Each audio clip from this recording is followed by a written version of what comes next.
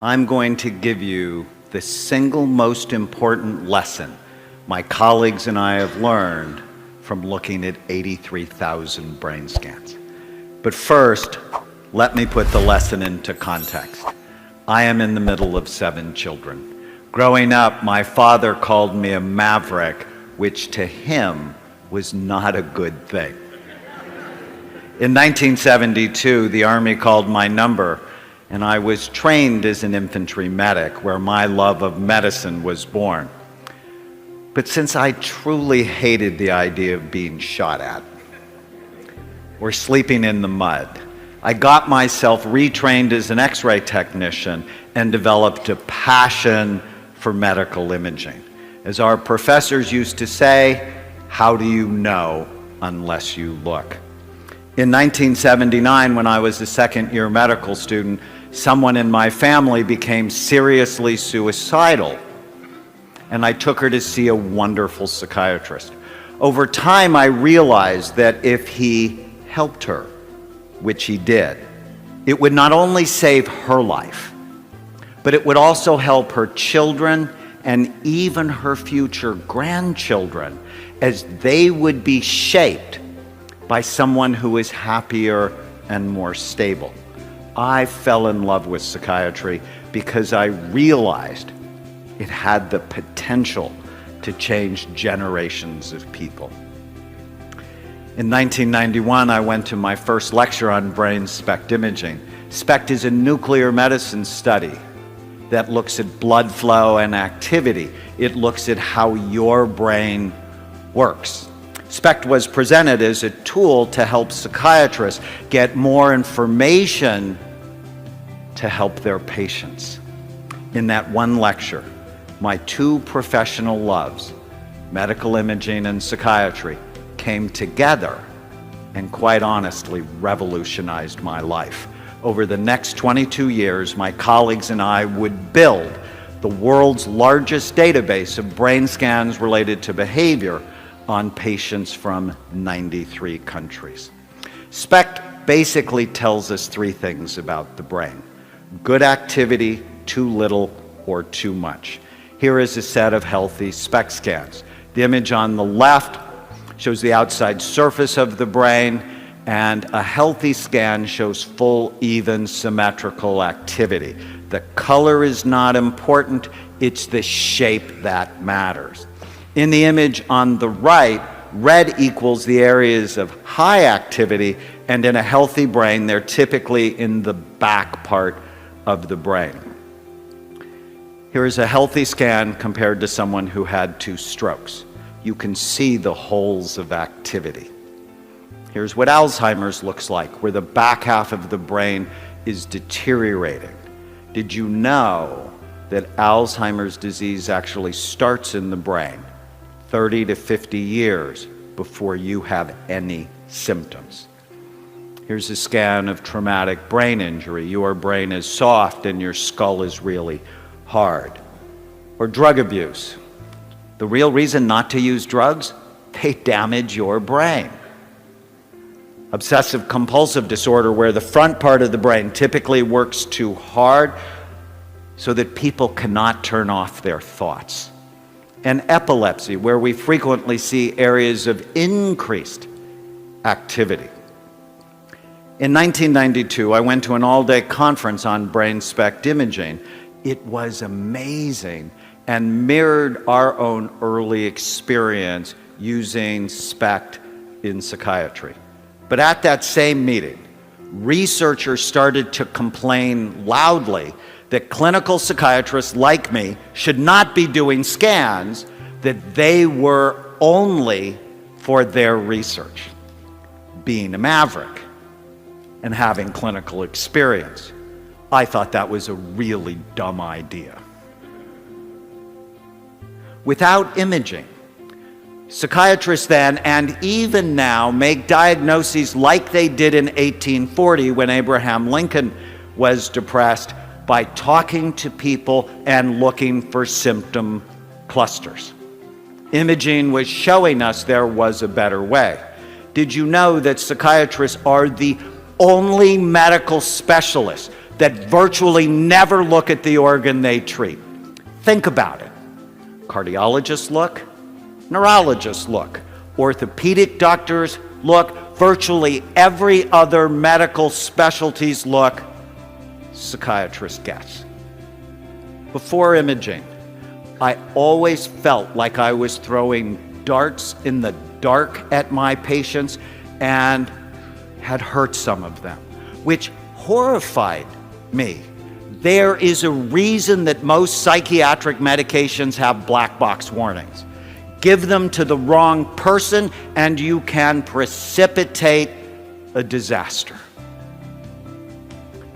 Early on, our imaging work taught us many important lessons, such as illnesses like ADHD, anxiety, depression, and addictions are not single or simple disorders in the brain. They all have multiple types. For example, here are two patients who have been diagnosed with major depression that had virtually the same symptoms, yet radically different brains. One had really low activity in the brain, the other one had really high activity. How would you ever know what to do for them unless you actually looked?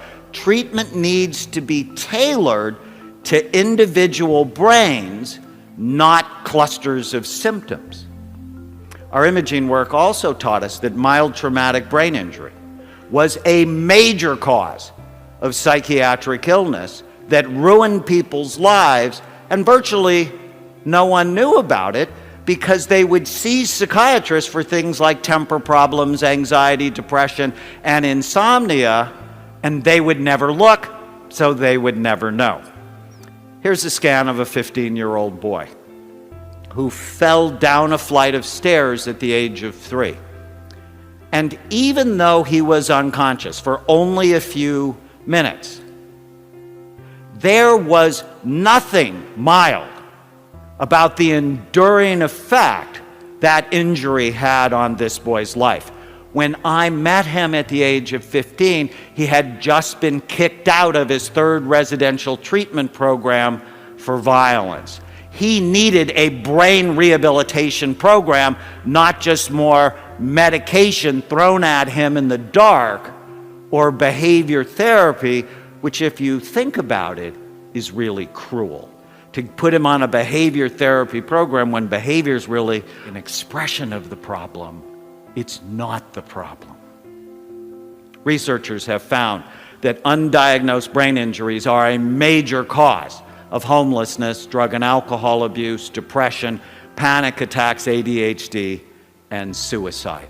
We are in for a pending disaster with the hundreds of thousands of soldiers coming back from Iraq and Afghanistan, and virtually no one is looking at the function of their brain.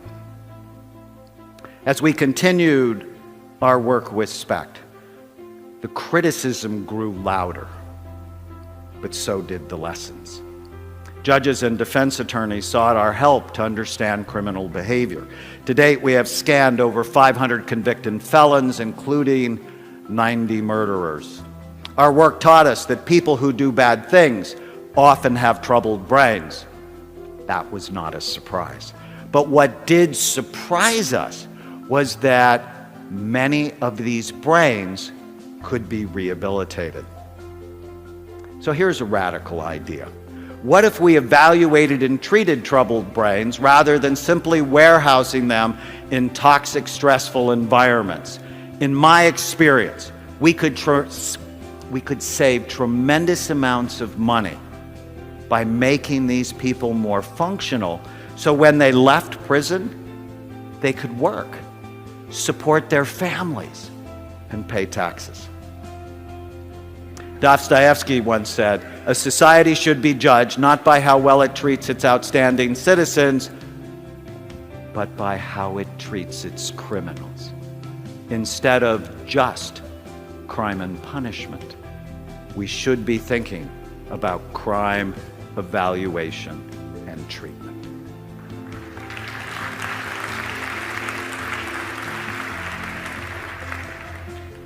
So after 22 years and 83,000 scans, The single most important lesson my colleagues and I have learned is that you can literally change people's brains. And when you do, you change their life. You are not stuck with the brain you have. You can make it better, and we can prove it. My colleagues and I performed the first and largest study on active and retired NFL players, showing high levels of damage in these players at a time when the NFL said they didn't know if playing football caused long-term brain damage. The fact was they didn't want to know. That was not a surprise. I think if you get most thoughtful 9-year-olds together and you talk about the brain is soft, about the consistency of soft butter, it's housed in a really hard skull that has many sharp bony ridges, 28 out of 30 9-year-olds would go, probably a bad idea for your life.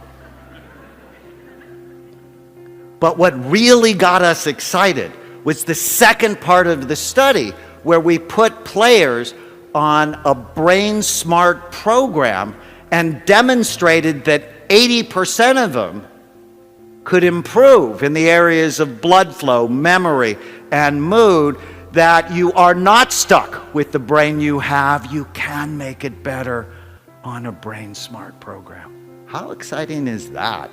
I am so excited. Reversing brain damage is a very exciting new frontier, but the implications are really much wider. Here is the scan of a teenage girl who has ADHD, who was cutting herself, failing in school, and fighting with her parents. When we improved her brain, she went from D's and F's to A's and B's and was much more emotionally stable. Here's a scan of Nancy. Nancy had been diagnosed with dementia, and her doctor told her husband that he should find a home for her because within a year she would not know his name. But on an intensive brain rehabilitation program, Nancy's brain was better, as was her memory. And 4 years later, Nancy still knows her husband's name.